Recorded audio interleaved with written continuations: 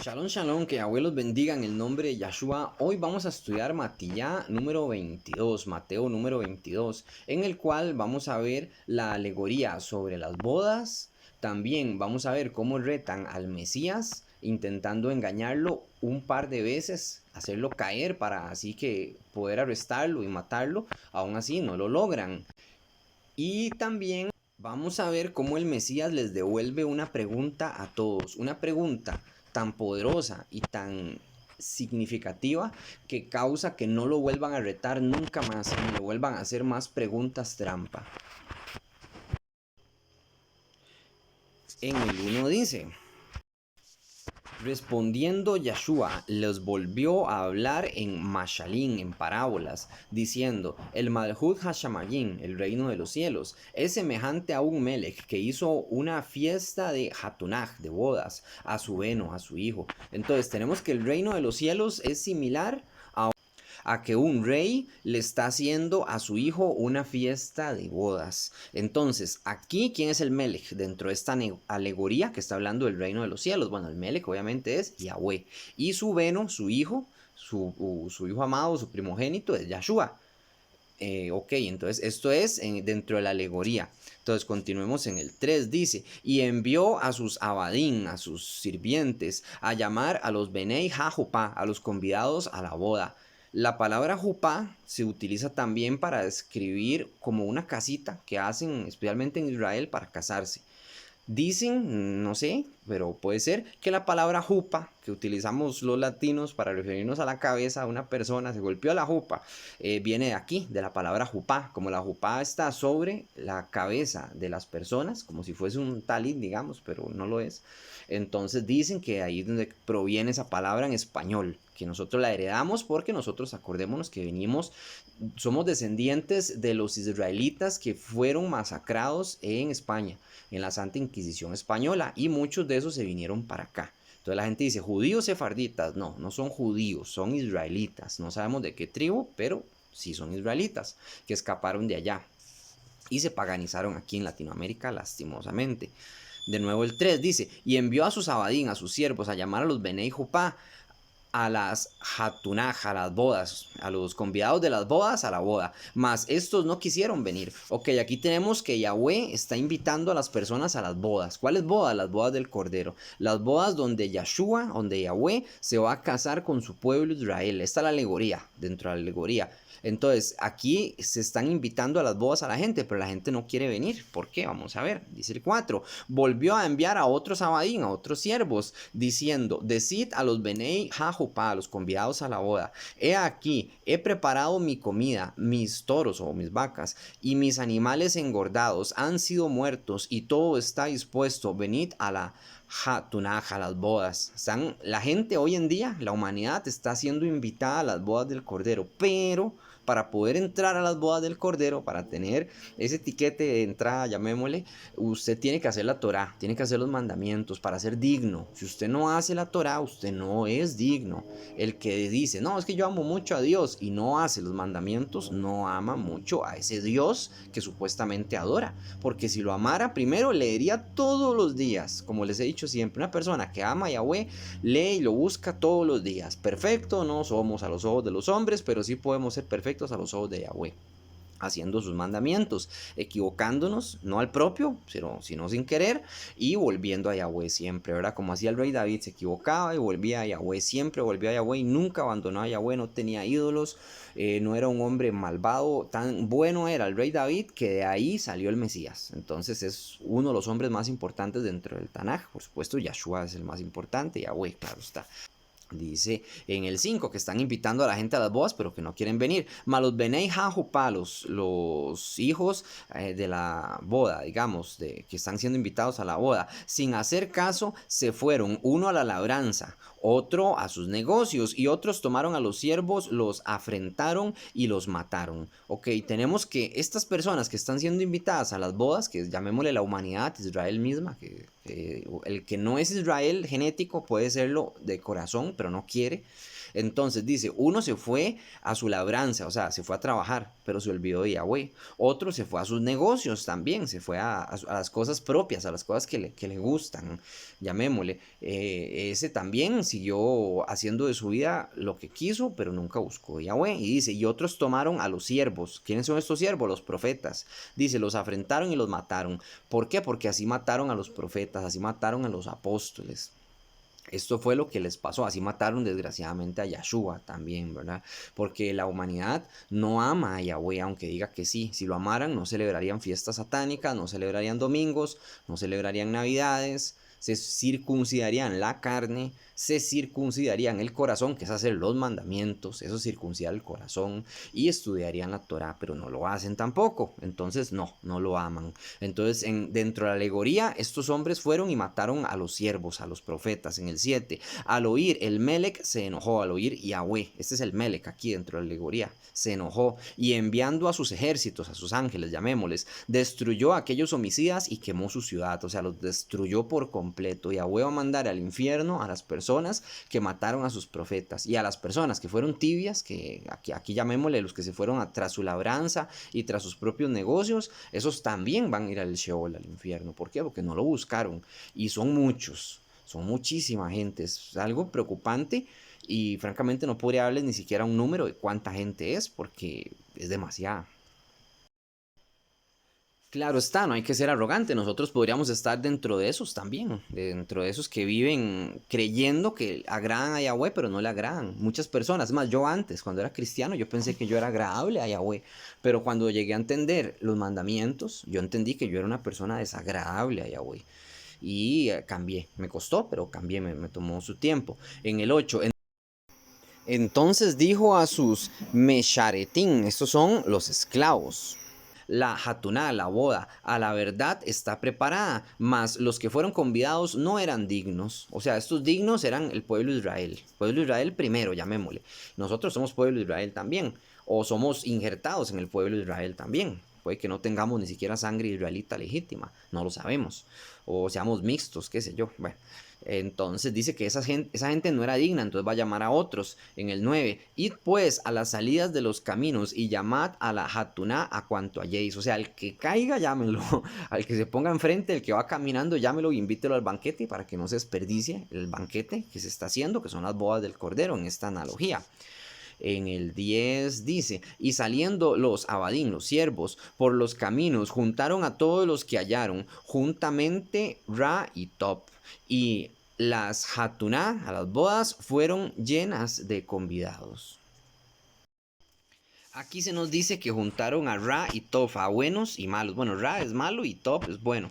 Entonces juntaron a gente tanto buena como mala y la tienen ahí. O sea, me parece extraño que juntaran gente mala dentro de la analogía. No la entiendo muy bien, pero continuemos en el 11. Dice, y entró el Melec para ver a los convidados y vio allí a un hombre que no estaba vestido para la hatuná. O sea, bueno, lo entiendo así. Si dentro de la analogía están juntando a gente buena y mala, simplemente están resucitando. Es como la resurrección. En la resurrección se saben que cuando todos vamos a morir, nuestro cuerpo se va a desconectar. No, perdón, nuestro cuerpo sí se desconecta y nuestra alma también se desconecta. Somos resucitados, se nos da un nuevo cuerpo. Unos van a resurrección de vida, otros a resurrección de muerte. Resurrección de muerte al infierno, resurrección de vida, entrar en la tierra prometida de Yahweh, que es el planeta Tierra renovado. Ya lo he explicado varias veces. Entonces, si aquí dice que juntaron a gente buena y mala, esto puede ser la resurrección, puede ser una analogía de la misma. Entonces, está resucitando tanto a gente buena como mala. Y después, en el 11, vemos que el Melec dice, y entró el Melec, o sea, Yahweh, para ver a los convidados, y vio allí a un hombre que no estaba vestido para la hatuná. Vestido, siempre la vestidura hace una representación del alma. Y había un hombre, o llamemos varios hombres, imaginemos que son los malos, ¿verdad? Que están siendo resucitados, pero son malos, que su alma no está bien, no está pura. Entonces, estas personas son las que van a ser echadas al infierno. Continuamos en el 12. Dice, y le dijo, Javer, amigo, ¿cómo entraste aquí sin estar vestido adecuadamente para la hatuná? Mas él enmudeció. O sea, Yahweh le está reclamando a este hombre que no está vestido, o sea, que su alma, en pocas palabras, no está limpia para las bodas. Así lo interpreto yo, porque no se explica. Realmente esto no se explica, pero yo se los explico así. Y siento que estoy en lo correcto, pero puedo estar equivocado. En el 13, entonces el Melec dijo a los que servían, atadle de pies y manos, echarle a las josher, a la oscuridad de afuera. Allí será el lloro y el crujir de dientes. Siempre que se habla del lloro y el crujir de dientes en el Tanaj, Tanaj es el infierno, es el Sheol. A eso se refiere. Entonces, este hombre que vino a las bodas, pero estaba mal vestido, se le está atando de pies y manos y se le está echando al infierno. ¿Por qué? Por venir mal vestido a la boda. O sea, la analogía es mucho más profunda de lo que aparenta hacer. Y Yahshua habla en parábolas siempre para que la gente no entienda. ¿Y por qué habla en parábolas? Para que la gente no entienda, para que no cualquier persona cambie y así él lo perdone y así sea renovado. Pareciera mentira, pero así es como lo entiendo yo, ¿verdad? ¿Por qué? Porque solo una persona que verdaderamente lo busca llega a entender estas cosas. Porque tiene que necesitar mucho estudio, porque tiene que preguntar mucho. A mí me pasa que yo a veces tengo que preguntar también. Es más, al final de este video les voy a contar que yo le pregunté algo a un hermano y él me lo explicó, yo no lo entendía y él sí lo entendió. Entonces uno siempre, el que busca, realmente busca a Yahweh, yo oré y le pedí, Yahweh, es que no entiendo esto, entonces usted lo va a entender. Pero si lo busca de verdad. Y por eso él habla en parábolas, para que solo las personas que realmente lo aman lo encuentren. En el 14, porque muchos son llamados y pocos escogidos. ¿Recuerdan en Mateo 20 que habíamos hablado de los llamados y los escogidos, que tenía dos simbolismos? Un simbolismo bueno en Mateo 20 y un simbolismo malo en Mateo 22. Aquí hay un simbolismo malo. Dice, muchos son llamados. Aquí están siendo llamados todos a las bodas, pero pocos escogidos para que se queden en la boda. Así lo entiendo yo. En cambio, en Mateo 20 no. Tanto los escogidos como los llamados son buenos. Pero para eso ya tenemos el estudio de Mateo 20 por si lo quieren ver y aquí pueden entender ustedes la diferencia entre llamados y escogidos. Llamados todos, escogidos los que se quedan, llamados son los que no hicieron las cosas bien aquí. En la otra analogía los llamados son la gran mayoría de la humanidad, pero que ha hecho las cosas bien. Y los escogidos son los profetas. Pero dentro de la otra analogía de Mateo 20, aquí es distinto. En el 15, entonces se fueron los Perushim y consultaron cómo sorprenderle en alguna palabra. O sea, querían ponerle una trampa para ver si lo podían arrestar y decir, este hombre es un falso profeta, apedriémoslo. En el 16, y le enviaron los talmidín de ellos con los herodianos, diciendo, Rabí, sabemos que eres amante de la verdad, de la Emet, y que das diver Torah, palabras de Torah en Emet, en el Derek, o sea, palabras de Torah en el de verdad y en el camino. Eso es lo que está diciendo de Yahweh.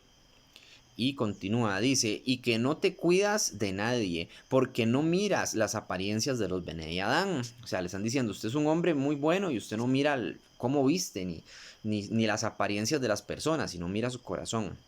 Entonces en el 17, dinos pues, ¿qué te parece? ¿Es mutar, es lícito dar el tributo de Quetzar o no? ¿Darle el tributo al César o no? ¿Es lícito? Realmente no es lícito darle el tributo al César. Pero si Yahshua decía, no es lícito, lo metían a la cárcel. Y si decía, si es lícito darle el tributo a César, entonces lo iban a tomar como enemigo.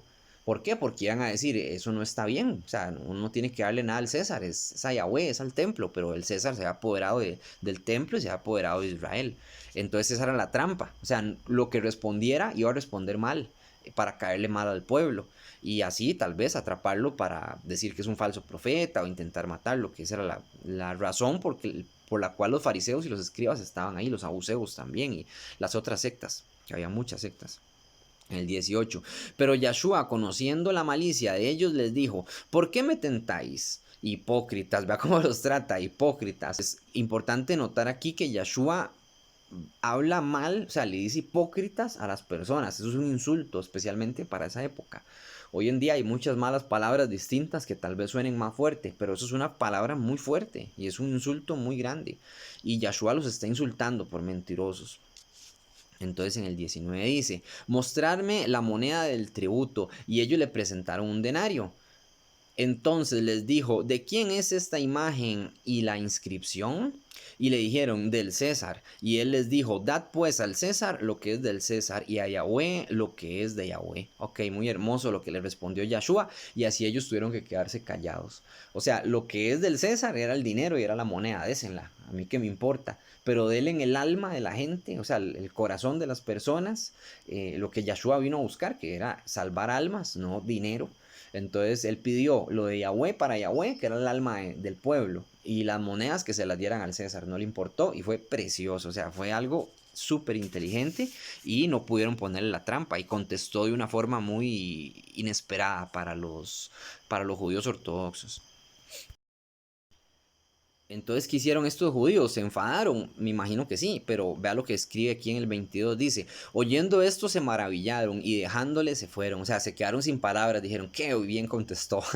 Contestó demasiado bien, mejor nos vamos. Y se fueron, quedaron como unos tontos. Y van a quedar como unos tontos en otras ocasiones también.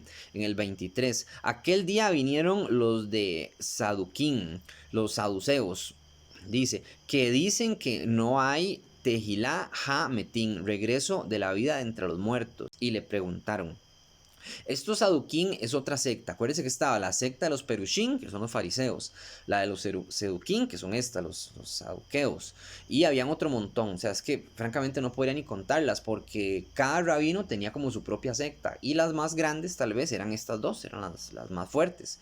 Ellos dicen que no hay resurrección de los muertos. Si no hay resurrección de los muertos, la vida esta que vivimos nosotros no tiene sentido. Porque nosotros vivimos esta vida únicamente para agradar a Yahweh, para poder entrar en la otra vida. Yo sé que muchos de ustedes a veces les gustaría tener mejores vidas, qué sé yo, una mejor casa o un auto, no sé, sentirse mejor, ser más fuertes, más atractivos. Se sienten a veces decepcionados de las decisiones que han tomado, pero esas decisiones malas los han llevado a conocer a Yahweh, porque si están escuchando esto es porque están buscando de Yahweh, y la oportunidad de entrar en el reino venidero es un tesoro tan grande que ni todo el dinero del mundo, ni todos los diamantes que existen, ni todo el oro, ni el mejor auto les va a poder dar. Les va a dar esa satisfacción de poder entrar en el reino, de ver a Yahweh, de ser amado por Yahweh y de hacer la voluntad de nuestro Padre que nos creó. Yahweh tiene algo precioso al final de nuestras vidas, siempre y cuando le cumplamos. Yo espero ser cumplido a Yahweh y espero el día de mañana llegar ahí, porque es por eso que vivimos. Aún así, soy un ser humano igual que ustedes y nos sentimos frustrados. Estos saduqueos están diciendo que no hay vida después de la muerte y eso le quitaría no solamente un montón de páginas al Tanakh y las promesas de Yahweh, sino que le quitaría sentido a la vida misma. Entonces Yahshua les va a contestar el 24, diciendo, Rabí, Moshe dijo, si alguno muriere sin banín, sin hijos, su aj se casará con su mujer y levantará cera, levantará descendencia, semilla, cera. Dice a su aj. Entonces, ¿qué es lo que están citando ellos? Están citando Deuteronomio, donde se nos dice que si, un ejemplo, yo tengo un hermano y mi hermano no pudo tener descendencia, no pudo tener hijos y se murió, pero sí tenía una esposa. Entonces mi deber como hermano es darle un hijo a través de su mujer. Sonará rarísimo, pero así fue como se estipuló. Hoy en día tal vez es muy extraño para la época de nosotros, pero bueno. Entonces lo que tenía que hacer uno era darle un hijo con esa mujer, ¿verdad? Esa mujer pasa a ser mi esposa, por supuesto. Pero el primer hijo que nace no va a llevar, entre comillas, mi apellido, sino va a llevar el de mi hermano. O sea, él va a ser el descendiente de la tierra de mi hermano, ese niño. Y los demás niños iban a ser míos y esa mujer va a pasar a ser mi esposa. Ese es el deber del pueblo de Israel, de los varones, ¿verdad? Que tenían que darle un hijo así. Entonces ellos les quieren poner una trampa con esta analogía. Vamos a ver. Perdón, con este mandamiento. Dice, de la misma, perdón, en el 25. Hubo pues entre nosotros Shebahin, 7 hermanos. El Rishon, el primero, se casó y murió, y no tenía cera. Dejó a su mujer. Dice que no tuvo descendencia y que su hermano tuvo que darle descendencia a él. Dice en el 26, de la misma manera también el segundo y el tercero hasta el séptimo. Ok, entonces todos los 7 hermanos tuvieron la misma mujer dentro de esta analogía que ponen los saduqueos, los seduquín. Y entonces ellos preguntan en el 27, y después de todos murió también la Isha, o sea, todo el mundo se murió dentro de la analogía. En el Tejilá Hametín, en el regreso de los muertos, después de la Mavet, después de la muerte, ¿de cuál de los 7 será la mujer? Ya que todos la tuvieron, o sea, todos estuvieron con ella físicamente hablando y cuando uno tiene relaciones sexuales con una mujer pasa a ser su esposa, cuando se separa de ella eso es fornicación. Entonces ellos están poniendo esta analogía así, entonces a quién le pertenece esta mujer después de la muerte. En el 29 dice, entonces respondiendo Yahshua les dijo, Toín, erráis ignorando el Tanaj y la Gedulá de Yahweh, y la grandeza de Yahweh. Ustedes erráis porque ignoran la Torah, en pocas palabras, y porque ignoran la grandeza de Yahweh o todas las cosas que puede hacer Yahweh. El 30, porque en el regreso de los muertos ni se casarán ni darán en casamiento, sino serán como los malaquín de Yahweh en los shamayín. O sea, Yahshua les está diciendo, esa analogía de ustedes no sirve. ¿Por qué? Porque les voy a revelar un misterio. Cuando las personas revivan de entre los muertos, estamos hablando no del milenio. Recuerden que está el milenio. Después del milenio viene el juicio final, imagínate. O sea, el que no sabe de esto va a tener que estudiar Apocalipsis. Pero bueno, va el milenio, ¿verdad? Donde Yahshua reina aquí en la tierra con la gente que quedó después de Apocalipsis y esa gente va a ser como inmortal.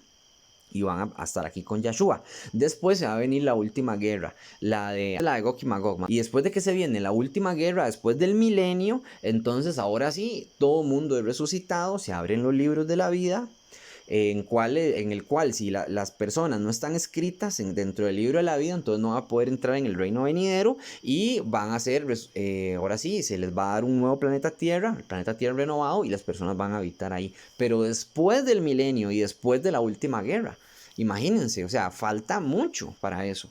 Y dentro del milenio yo entiendo que sí se pueden casar, o sea, que sí van a tener hijos, pero después del milenio lo que nos revela Yahshua es que no, que la gente no va a tener pareja, no va a tener esposa, no va a tener, entiendo yo, hijos tal vez, no sé, no sé cómo va a funcionar, pero al menos no va a ser como la gente se lo imagina o como es hoy en día. El planeta se va a renovar, se va a hacer todo nuevo y no sabemos ni cómo va a ser. O sea, yo no les voy a decir, van a haber árboles, no sé, o sea, no sé cómo van a ser las cosas. Eso va a ser algo espléndido y nuevo totalmente, algo que nadie, ningún escritor, por más talentoso que sea, pueda imaginar. Porque Yahweh, como creó todo, va a crear todo de nuevo y va a ser algo diferente. Entonces en el 31 dice, pero respecto al levantamiento, a la vida de los metín, o sea, respecto a si los muertos van a ser resucitados, sí o no, porque por todo el Tanakh dice que sí, pero bueno, él les contesta esto, ¿no habéis leído lo que fue dicho por Elohim cuando dijo, Aní Elohim de Abraham, el Elohim de Yitzhak, el Elohim de Jacob? Yahweh no es Elohim de muertos, sino de vivos. O sea, aquí dice, yo soy el Elohim de Abraham, de Yitzhak y de Jacob. Si Abraham murió y ya no existe más y ya no va a haber resurrección de los muertos, ¿por qué Yahweh dice que él es el Elohim de Abraham? Si Abraham ya no existe. Imaginemos que yo soy dueño de una oveja y esa oveja se llama Estrella, llamémosle por ponerle un nombre. Esta oveja al morir yo no puedo decirle a las personas que yo soy el dueño de Estrella. ¿Por qué? Porque Estrella ya murió, ya desapareció. Entonces yo puedo decir, yo fui el dueño de una oveja que se llamaba Estrella. No sé si me estoy dando a entender o si estoy un poco confuso. Entonces, eso mismo está sucediendo aquí con Yahweh. Yahweh está diciendo, yo soy el Elohim de Abraham, de Yitzhak y de Jacob. Y si Yahweh es Elohim de Abraham, eso significa que Abraham todavía existe, su alma existe y va a ser resucitada. Entonces, él es el Elohim de estos tres patriarcas tan importantes: Abraham, Yitzhak y Jacob, que Jacob es Israel, ¿verdad? Y ahí vienen las 12 tribus de Israel. Entonces por eso Yahshua dice, Yahweh es Elohim de vivos y no de muertos. Y ellos se maravillan por lo que él está diciendo y es cierto, o sea, no hayan que contestarle en el 33. Oyendo esto, la gente se admiraba de la Torah de Mashiach, o sea, lo que él estaba enseñando, lo que enseñaba Mashiach en el 34. Entonces los perushim, oyendo que había hecho callar a los seduquín, se juntaron a una. Estos dos son enemigos, los perushim y los saduquín. Para el que se acuerda, Pablo los hizo pelear diciendo que él creía en la resurrección, porque Pablo antes, bueno, Shaul antes era un fariseo y él sabía que era mortal tocar ese tema y estaban todos juntos y querían matarlo a él. Entonces él dijo que él creía en la resurrección y que los seduquín no lo dejaban creer en la resurrección y se pelearon muy fuertemente y casi que se matan entre ellos, y así Pablo, Shaul, escapó de la muerte ese día. Fue muy astuto, por cierto. Bueno, ellos dos se llevan muy mal y se están juntando aquí para pelear contra Yeshua. Dicen el 35, y uno de ellos, Baal Torah, intérprete de la Torá, un señor de la Torá, o sea que sabía muchísimo de la ley, preguntó por tentarle, diciendo: Rabí, ¿cuál es la misbah gedolá? ¿Cuál es el mandamiento más grande? ¿Cuál es el primer mandamiento? Lo traduce en otras Biblias, gedolá es grande. Pero ¿cuál es el mandamiento más importante o más grande? Entonces Yeshua le va a contestar así: amarás a Yahweh con todo tu lev, con todo tu corazón y con toda tu alma. Este mandamiento, la gente dice que es un mandamiento nuevo, que Yeshua se lo inventó, ¿verdad? Pero no es así. Ese mandamiento no es nuevo y no se inventó. Ese mandamiento ya existía y eso estaba en Deuteronomio. Entonces Yeshua lo que está haciendo es citando a Moisés. Y obviamente Moisés está citando a Yahweh. Y Yeshua es Yahweh, entonces no hay ningún problema por ahí, ¿verdad? O sea, sigue siendo la palabra de Yahweh, claro está. Ok, con toda tu alma y con todas tus fuerzas también, dice, con todas tus fuerzas, con toda tu mente, traducen aquí. Y están de Barín 6, así es, están de Deuteronomio número 6, versículo 8 me parece. En el 38 dice: esta es la misbah gedolá y rishoná. O sea, el mandamiento más importante. Muy interesante, también tenemos que se acerca un maestro de la Torah y le pregunta a Yeshua: ¿cuál es el mandamiento más importante?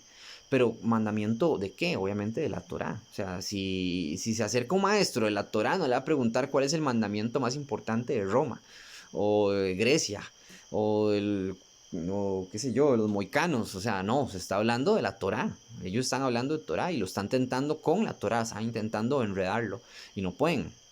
El 39. Y el segundo es semejante: amarás a tu prójimo como a ti mismo, que eso está en Baikra 19:18, en Levítico 19:18. Entonces, de nuevo, no es un mandamiento nuevo, es un mandamiento que ya existía: amarás a tu prójimo como a ti mismo. Y después dice en el 40: de estos dos misbot, de esos dos mandamientos, depende toda la Torá y los profetas. Y así dicen las Biblias cristianas: depende toda la ley y los profetas. ¿Ve? Entonces la gente, ¿por qué dice que la ley se abolió? Si le están preguntando a Yeshua cuál es el mandamiento más importante y está citando la ley. Porque la ley, o sea, la Torá, son los primeros 5 libros de Moisés, que es Génesis, Éxodo, Levítico, Deuteronomio y Números. Esos son los primeros 5 libros de Moisés y ahí está la Torá. Entonces él está citando la Torá, no se abolió la Torá de nuevo. En el 41, y estando juntos los perushim, Yeshua les preguntó esta Shelah, diciendo: ¿qué pensáis del Mashiach? ¿De quién es hijo? Y le dijeron: de David. O sea, ellos le están preguntando, a él le está preguntando a los perushim y a toda la gente que está ahí intentando ponerles trampas. O sea, ahora él le va a poner una, entre comillas, una trampa, o sea, les va a poner una pregunta compleja. Le está preguntando: ¿de quién piensan ustedes que es el Mesías? ¿De dónde viene? Entonces ellos dicen: pues es un descendiente de David, porque así lo dice la Torá. Bueno, el Tanaj, en el 43, dice: él les dijo: pues como David en la Ruach le llama a Adón diciendo: dijo Yahweh a mi Adón, siéntate a mi derecha hasta que yo ponga a tus enemigos por estrado de tus pies. Ok, esto fue lo que yo tuve que preguntarle a un hermano que se llama Rafael. Saludos a Rafael, que Yahweh lo bendiga, porque no entendía muy bien a lo que se refería con la pregunta. Entonces, lo que me está diciendo mi hermano es eso. Me explicó diciendo que David le llamó Adón, o sea, le llamó Señor, porque es Yahweh mismo. Él, David, está esperando a su hijo, el Mashiach, para que ponga a sus enemigos como estrado de sus pies. Pero David está llamando Señor al Mesías, en un futuro, por supuesto, ¿verdad? En una profecía. Entonces, como él está llamando al Mesías en un futuro que va a ser descendiente de él, Señor, eso significa que es Yahweh mismo el que está o sea, David está llamándole Señor porque él sabe que el Mesías es Yahweh mismo. En pocas palabras, Yeshua utiliza la parábola del Padre y del Hijo en muchas ocasiones, sí es cierto, pero aún así son el mismo.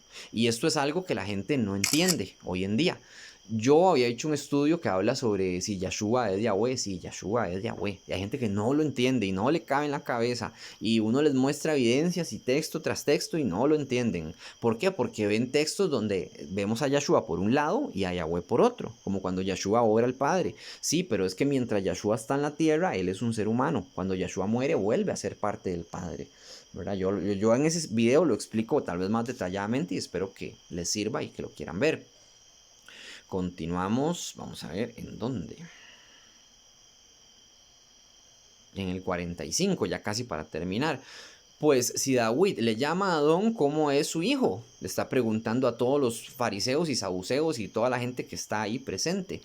Dice, si lo llama Adón, ¿cómo es que va a ser su hijo? O sea, no tiene ningún sentido. Y aquí ponen Malaquí 3.1 y Secaryá 4.14, por si quieren leerlo como referencia. Dice, y nadie le podía responder palabra, ni osó alguno desde aquel día preguntarle más. O sea, la pregunta que hizo David, perdón, la pregunta que les hizo Yahshua sobre David y por qué David lo llamó Señor al Mesías, esto los dejó tan perplejos que ya no quisieron preguntarle más cosas porque vieron que estaba como en otro nivel la información que les estaba dando y tras de eso que no podían responder, pues ya los había dejado en vergüenza ya muchas veces y muy seguido. Ya aquí en adelante, por desgracia, vamos a ver la crucifixión de Yahshua y también esa crucifixión tiene que ver con la salvación de todos nosotros. Y aquí termina el estudio. Espero que les haya gustado, que Yahweh los bendiga en el nombre de Yahshua. Shalom Ubrahot, paz y bendiciones.